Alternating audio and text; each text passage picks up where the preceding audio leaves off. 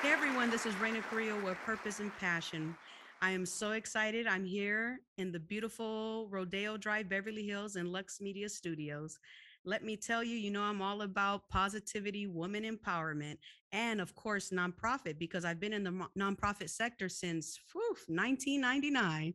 And so I have the beautiful Christi Jennings in the building today, and she is the CEO of Children Striving Together and the founder of the Power Legacy. So thank you so much, Chrissy, for being here. Thank you for having me. And it's Christi McDaniel, just so Oh, you it know. changed? Oh, I'm so sorry. It's Christy okay. McDaniel. It is Sorry. okay. Sorry. It's been a minute. You know what I It mean? has. It's been a minute. It's been a minute. So take our viewers through, where your family is from, where you were born and raised, how Okay. was your young years and your teenage years? Yes. So, hi, everyone. I'm Christi McDaniel. I am from the city of Compton. Very, very proud to be from the city of Compton, born and raised. Family, my mom, born and raised, city of Compton. I was raised by my grandparents and my aunts. My mother was on drugs for about 26, 27 years of my life. So, it was just me and my two younger siblings. I am the oldest of three. And I actually had a really, really good childhood. I was definitely involved, very much involved with church because of my grandparents. I had a great childhood relationship with people that lived in the neighborhood. So that was like pretty cool to be able to grow up and still be able to talk to those people today and see what they're doing. High school, I went to a Catholic K through eighth grade, went to Catholic school. Grandparents tried to do something a little different. Yes. And then for high school, I went to King Drew, a medical magnet high school, which I definitely enjoyed. It was like a prison kind of because you barely could do anything, but it made me who I am today. So Yes. that's basically my childhood. Again, the first granddaughter into the family. So that's pretty cool to be the first granddaughter. But yeah, I had a great upbringing. My grandmother passed away in 2015. My grandfather passed away in 2016, which I thought he would never pass away, to be honest, just seriously. But we here, and I instill all the values and all the things that they taught me, even today. So yeah, I had a great upbringing. I will say that. That is beautiful. I believe it's beautiful when you have a good upbringing. Like you said, something was key. You said my mom was on drugs, right? But Mm-hmm. you still had a family structure, Yes. within the home. And there's a lot of people, that their grandparents raised them. Yep. You're not the first one, you know what I mean? You Mm-hmm. won't be the last. Even though Right. I had both of my parents, but let me tell you, I was more at my great grandparents' houses than my own house. Mm-hmm. and Mm-hmm. and just being raised with the elders, meaning like people with wisdom, you know what I Yes. mean? The stories they would share with you, the knowledge that they would educate you about, even their life stories was truly inspiring. And Yes. so when you were in high school, what was your dream goal or job? That's so funny. When I was in high school, my dream job was to be a pediatrician. That was literally what I wanted to do. I don't know why I thought that, because I have been the person, even to this day at 35 years old, that is afraid of needles. Oh, Like yes, literally, yes. like I still cry, like all of that. So I don't even know what I was thinking, but I thought I wanted to be a pediatrician or a doctor, something to that degree, until I went to college and I realized what you had to major in and what the classes were. And I'm like, I don't even like blood. I don't even like the smell of a hospital. So yeah, that was my dream. That's what I wanted to do. I wanted to be a pediatrician, but it's so funny how that falls into what I do now. So yeah. Yes, ding, ding, ding. Because that's what I was thinking about, working with Mm-hmm. kids. Like, Yes. that's your passion. Your passion was definitely is definitely working with the youth. Yes. So, did you go to college? Yes. I went to Cal State Long Beach. And I what did go degree did to you get? I didn't. So I went to Cal State Long Beach for social work. Well, first I went there for biology, then that changed to child development, and then lastly it was social work. So I went to school for Ah, that, and then I stopped. I started working and doing the 9 to 5 thing, the 9 to 5 life. And now that we are in 2000, fast forward 2022, I'm finally back for business. Wow, that's hey, I always tell I know. people you're never like a lot of people think like once you're past 30, you can't do things no more. And it's like, no, that's not the truth. You can Mm-hmm. get a degree no matter what. You know what I Yep. mean? When I Yep. graduated from Cal State Dominguez, there was a woman that was 70 years old that walked the stage with us. And it was Yes. so inspiring because she was all Yeah. like, my life was hard. But when I got into my 60s, I started to, no more, babysitting grandkids. And it's always been my dream to go get a bachelor's, just to say Mm-hmm. I did it.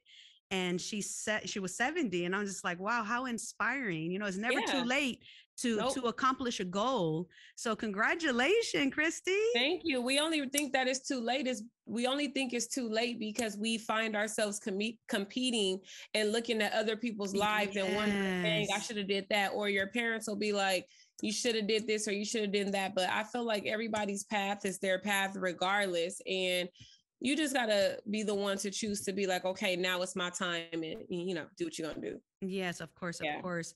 So then how did the children striving together came about?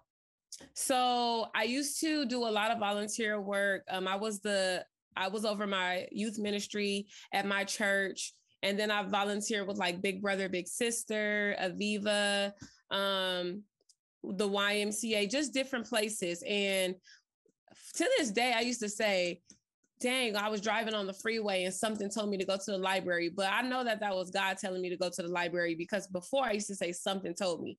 That used to be my Mm-hmm. verbiage. But I went to the library and I was like, I'm about to start my own nonprofit. So I went to the library, old school style, didn't even Google nothing, just went to the library, found books about nonprofits, had my living room table up to here with books. And I just started it and I was trying to figure out what name I wanted to come up with because I know I wanted it to be youth based. So I'm like, man, Yes. what I know what it's going to be. It's going to be youth striving together. That was the name. That was what I was going to call it. And so I submitted all the paperwork, but it took me like a couple of weeks to do it. So when I submitted it saying children striving together, right? But that was an accident. It Ah. wasn't even purposely. So I submitted it that way. It came back. I got the logo done, all this stuff. So I showed my grandpa, like, granddad, this is 2013 at this time. So, or 12 going into 13, So I showed Mm-hmm. him the paperwork. I'm like, granddaddy, look, like nonprofit. And he was like, okay, you get paid for that? I'm like, I don't think so. He was like, okay, so he was like, I love that. I love that you thought about your sisters. And I was like, what? I didn't think about them. What are you talking about? And he was like, oh, you didn't think about your sisters with the name? And I'm like, no, because my logo is three little people. So he was like, you didn't think about them? Ah. I'm like, no. He was like, well, it's children striving together, but the acronyms is CST. The C represents Christy, that's me. The S, my middle sister Sabrina, and the T is Taylor, the baby sister. And he was like, that's not your sisters? I'm like, no, but wow, look at that. So I think that's like a cool part of the story that ties in my sisters and my grandparents. But yeah, that's basically how I started it. I started it just because I wanted to do something more. I saw YMCAs and Boys and Girls Clubs, but Mm-hmm. I kind of wanted to do it my way. I wanted to focus more on enrichment and life skills. So that's what I did. That is so awesome. A lot of people, including myself, I'm talking about myself right now because I am guilty of it. We hide behind other nonprofits to work for them, right? Because it's easy, right? Mm-hmm. And I have always had the desire to start a nonprofit, but I was scary because I felt like I can't hide behind nobody because then it's just me now. You know what I mean? And Mm-hmm. so years later, my mom pushed me and was like, Raina, you need to start this nonprofit. And I told her the name and it wasn't available. So then I had to kind of tweak it and I, prayed on it, slept, woke up, and I said, okay, Mm-hmm. the Phoenix Rising Coalition. And the coalition, because I plan to be successful in Inglewood and then have a chapter in Los Angeles and one chapter in Chicago and one chapter in New York. So then it can be a woman like myself, right, that wants to give back to the youth and their community so then they can continue doing the work as like, as a coalition. Right. And so when I started it, it was kind of scary because it's like now it's all you. Like, I don't know how to find grants. I've been telling my mom, go to Cal State Dominguez and take that grant course. She's always telling me Yeah, to do it, but I'm like, I'm trying I to did run for it. mayor. I did it at Yeah, the meet. I'm all like, man, I'm like, Mm-hmm. I'm over here running for mayor. I don't have time for a class. Right. And then sometimes it's hard because people want to charge you and in Yeah. advance. And so I said to myself, Mom, if you can just take this course, you can write these grants and ask for a fee to write the grants, but don't charge them expensive prices until that grant is accepted, and then you can write your amount in the grant, because that's what Mm-hmm. we used to do back in the 90s. We'd be like, okay, you want to write this grant, give me 500 to knock it out for you, and then when you do get the grant, then my salary is inside, the paperwork. And so that's what I was thinking, like, man, like it's hard to have a nonprofit, so you have to hustle and do fundraisers. And Right. in fundraisers is fun, but sometimes it's not that fun when you got 5 kids, which is, I'm talking about me, 5 kids running for mayor, have a business, and just stretching myself in so many ways. And Yeah. but I accomplished it. I learned how to just do the fundraiser, and I learned a nugget yesterday at the Inglewood Rotary Club. The nugget Okay. was that you can go to Michael Kors outlet, purchase a personal wallet, and go ahead and do a raffle, and it could be successful. So I Mm-hmm. said, I'm not a Michael Kors girl. I like Tory Burch. So I was like, I'm going to buy a Tory Burch purse with a wallet and raffle it off. So then Mm-hmm. I'm able to do the teacher and staff appreciation day, which is coming, I believe, in April or May. So I want to start fundraising to show appreciation to Worthington Elementary staff that they're doing amazing things during COVID. You know what I mean? Mm-hmm. And still showing up to school in person. And Mm-hmm. so that was a nugget that I learned. I was like, I never thought about raffles on social media and things like that. I didn't think of anything like that. Yeah. And so that's really cool though. It's a nugget. And then founder of the Power Legacy, talk more about that.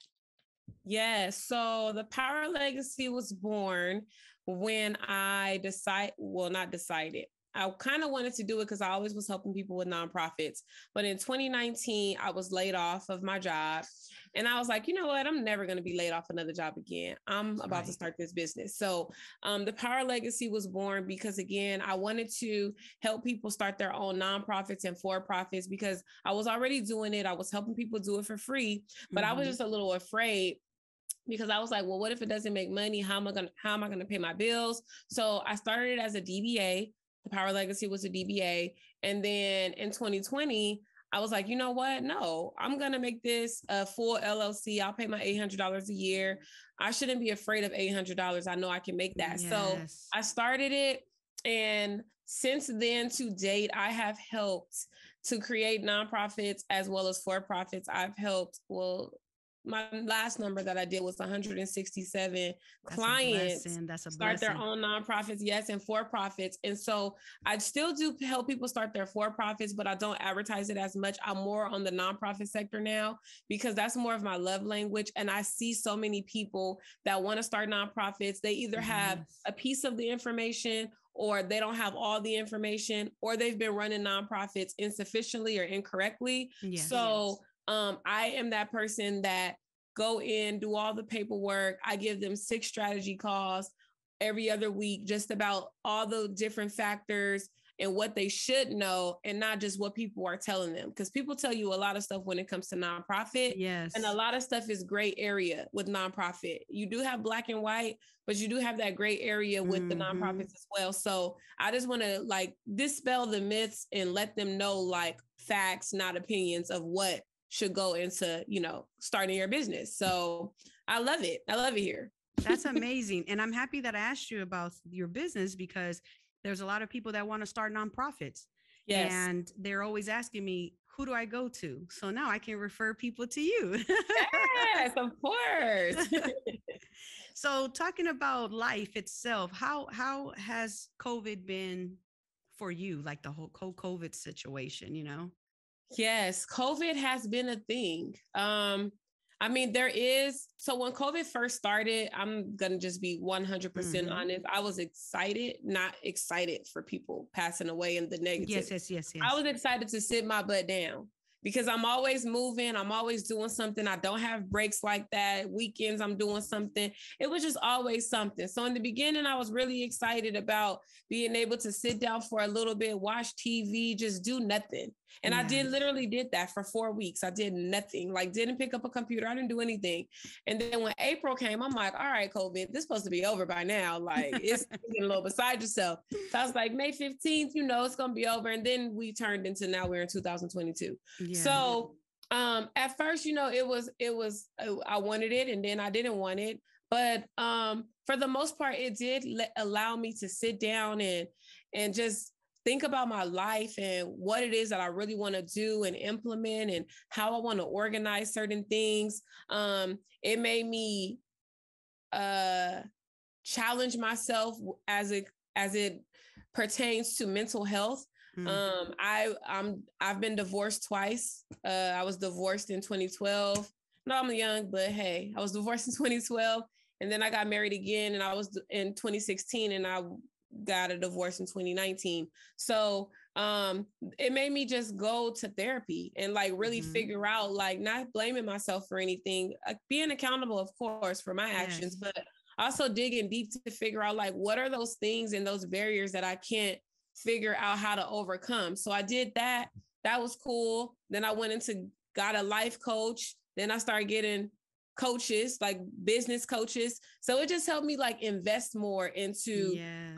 myself and my business and put up better goals, not goals that are kind of manufactured or goals that are monetary goals or anything like that, but actually intentional goals that I know I can obtain. Like, I want to graduate top of class. I want to Yes. bring on 7 clients for January. Like, specific goals that I can really tackle. So, COVID to me, it has done some damage, especially for Mm-hmm. people's families. But for me, it helped me just find myself a little more. Yes. I like the fact that you talked about therapy, because therapy is so important. Sometimes our community of Black and Brown, we shy away from it because, Yes. you don't go to therapy, you deal with it, you go to church and things of that nature. But I think, when you mention like divorce, that's a healing process after. And Yes. when you're going to therapy, you're finding yourself. Because I had asked a friend of mine, a celebrity, she was married to one of the big wigs in the industry, and Mm-hmm. he wanted a divorce, and she had 5 kids, and she had to give him the divorce. Yeah. And the crazy thing is she goes, I had to find myself because my Yeah. husband was this big guy, in the industry. I have 5 kids, and now I have to find myself. Yes. And I believe therapy is definitely one of the keys to finding yourself, because now you're solo. You're no longer with your significant other, so it's a you now. It's like, Yeah. let me find Mm-hmm. myself, let me find my purpose, my passion, Yeah. and when it's time, God will send me a great man. You know what I mean? Yeah. Yeah. And she's married now, but she's married to, a rapper and a younger guy, which is cool because, she gets her groove back, right? Mm-hmm. And she don't plan to have kids, but Mm-hmm. she found herself. She had all the time to get to know herself, and now she's married again. And so therapy is so important because sometimes we have to find ourselves, like I've Yeah. been married for freaking 13 years, but I swear it feels like 19. Mm. And marriage is not easy. It is Nope. not. It is Nope. not. It's Nope. not hard, but it's not easy, Exactly. and you got to figure out the balance, and Yes. and it's a little easier for the separation when there's no kids involved, but it's a little harder to separate when you have children, because now it's Right. not even about you and him, it's what happens to the kids, so Yeah. I always tell people, like, you have to do what's best for the family unit. And if it happens to be the divorce, then it is what it is. You know what I mean? But if you can hold Yes, on strong for the family unit, then go for it, but it takes two, exactly. because you can't Exactly. fight for something that only one person is fighting for and the other one really don't give two hoots about it. Exactly. Yeah, so Exactly. Yeah. we have to make the decisions, but we also have to make the decision of what's best for us, because a toxic marriage is not a healthy relationship. You know what I mean? And man, so I'm happy that you were able to share that, because a lot of people are probably going through things right now and they're afraid of therapy, Christy. So Mhm. you're able to Yeah. share Yeah. that. And that's what's important about, purpose and passion is, educating people, empowering people, inspiring people, and teaching awareness. And Yeah. so let's talk Exactly. about your purpose. Do you know your purpose, Christy? Yes, I do. So for the longest, I straddled with that, and I thought that my purpose was just all about just the youth and what I want to do for the Mm-hmm. youth. But as I'm getting older, as I'm gaining more experience, I realized that my purpose is much more than that. And my purpose is literally helping those in need. I know that sounds Yes. cliche. I know that it sounds Beautiful. so broad, but literally that's what it is. I don't the things that I'm doing within the business, within the nonprofit, is not because I'm trying to get a profit or become a millionaire, which I will be. Thank you, Lord. Yes. But it's not for that. People always say, why do you help people sometimes and they don't even pay you your worth, or you don't even get this or you don't get that. And I'm like, I don't have to worry about that. I don't have to worry Mm-hmm. about that, because my intention when I am assisting anyone is because I want to do it. And whatever happens Yes. and whatever they do with that, that is on them. But I did my part. And then, you take it how you want to take it. So my purpose is literally to help those that are in need, but especially in I'm speaking of the business and nonprofit Yes. realm, because there's so many people that have so many amazing talents, but it's either locked in there because they don't know how to get it out, Mm-hmm. or they've been talking to so many people and they've been getting this and that misinformation that they're discouraged. And I want to bring that out of people and let them know, like, you can do anything you want to do. You don't necessarily have to be the founder or the CEO or the Yes. owner of anything. You can be the person helping along just wiping toilets, because we need those people too. Yes. So that's really in a nutshell what my purpose is just to help and inspire those in need. So now that your purpose is helping others, what is your passion? Like Christy's My passion, Christy's passion. I think my passion is anything that anything that relates to sculpting and putting some type of either business or leadership attribute, or instilling something into someone that brings out the better in them. That's Mm-hmm. my passion, because I get so fulfilled when I see that. And I'm not talking about just the adult starting a business. Like, I have my Yes. mentor program right now. And this little girl that never talked the whole 8 weeks of my mentor program, barely said anything, so shy. The last day when we did the overnight retreat, this little girl was crying. Like, I don't want to Oh, leave this program. And I'm like, what's so crazy? I didn't even know that you liked the program. You never talked nothing. Like, she never said, she was like, no, this program was amazing. And I had to walk to the side because I had to cry a little bit, and then I yes, came yes, back. yes. But it was like those type of moments is like, what? Okay. I didn't even realize that. So that is what fuels me. Like, when someone reaches out to me, it was like, hey, Christy, I found out that you helped do yada, yada, yada. Now, I am very clear if I can't do it. I don't do Yes, that yes, yeah, of anymore. course, Let of me take course. it and research it and figure it out, because I could do that too. But I don't do that anymore. If it's something, and it has to sit well with me, it has to sit well with my Yes. spirit. I'm not going to change the person that I am, the morals that I have, to get a dollar, to get a name recognition or anything like Yes. that. If it doesn't sit with me, if it doesn't nurture my soul and my spirit, then I can't do it. But when something does come to me and it excites me, like, it just makes me wake up and be like, I could smile. So that's my passion. That's my passion right there. Yes. So, um, talk about the mentoring program. Yeah, so we have a mentor program. I'm smiling because I'm just excited about it. I'm excited And too. When you said mentor, I was like, yes, hey. my mentor program, we changed it. We used to do the whole one-on-one thing. You get a kid, you take the kid on an outing for a couple of hours, get to know them. Next month, you do the same thing. When pandemic happened, I'm like, man, we always talk about this mentor program, but people are not being consistent with what they need to do. So Yes. we changed it. So now what we do is they're cohorts. They're always 8 weeks long. We finished the high schoolers in November. Right now, we're on the middle schoolers. The last week is this week, and April 2nd we start the elementary kids, K through 5th. So what it is it's an 8-week cohort. It consists of 6 weeks of facilitated workshops. So they learn about the first one is always introduction to financial literacy. Then it goes into self-care, anti-bullying, sex education, depending on the age, higher education, yogas, all that good stuff. So 6 facilitated workshops. After, in the middle of that, they get a team building field trip.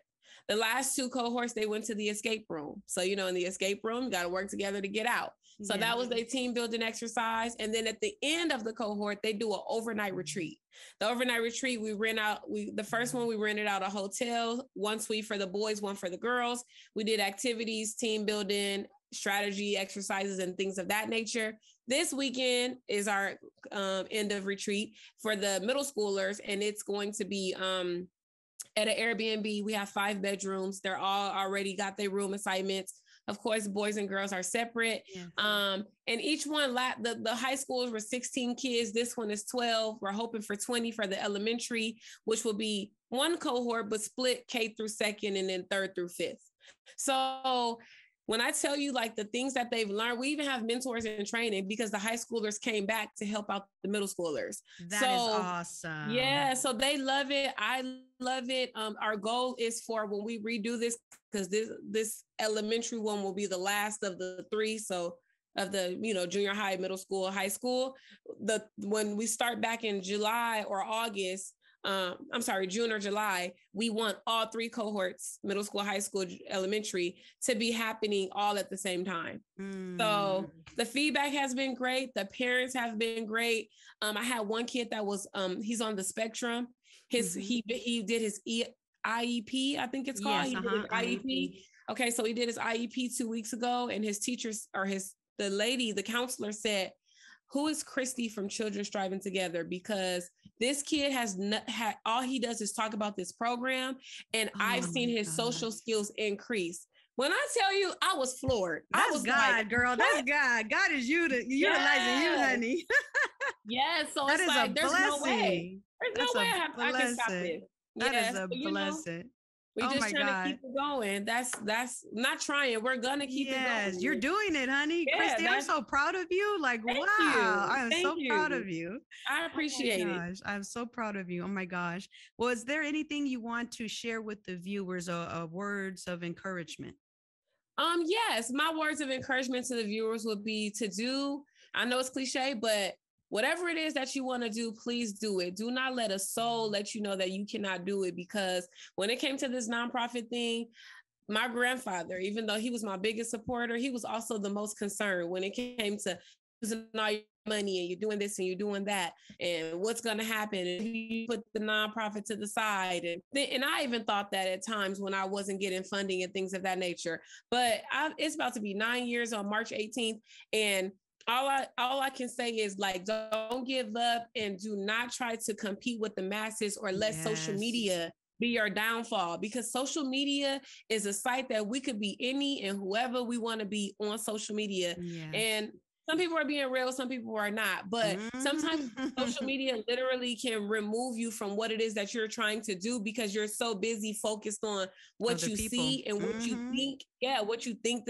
their lifestyle was looking like. They got all this good stuff in the background, but they sleeping on an air mattress. Like, you don't really know people's lifestyle. Yes. So viewers, whoever's listening, watching, whatever that thing is that you want to do, I'm talking about on the smallest scale. If you said that you want to learn how to crochet, do it. If you want to learn how to play the piano, do it. If you want to be an ice figure skater, do it. Whatever it is you want to do, just do it.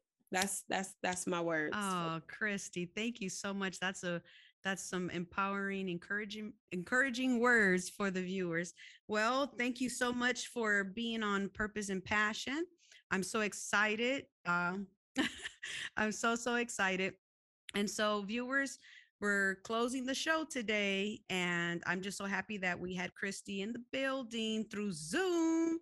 And hopefully, we get a chance to get Christi in the building in person. And until then, you guys have a blessed day. This is Raina Carrillo signing out. Bye. Glutathione is a big word. It's the body's own master antioxidant. It's a scavenger for free radical, bacteria, and viruses. There are no products in the market with the ingredient NASET. NASET increases the production of glutathione that's in our body already to strengthen and enhance our immune system, elevate sense of well-being, support muscle strength and endurance, cognitive function, and liver support. It helps with increased energy and blood sugar regulation. Get your bottle of GSH Plus from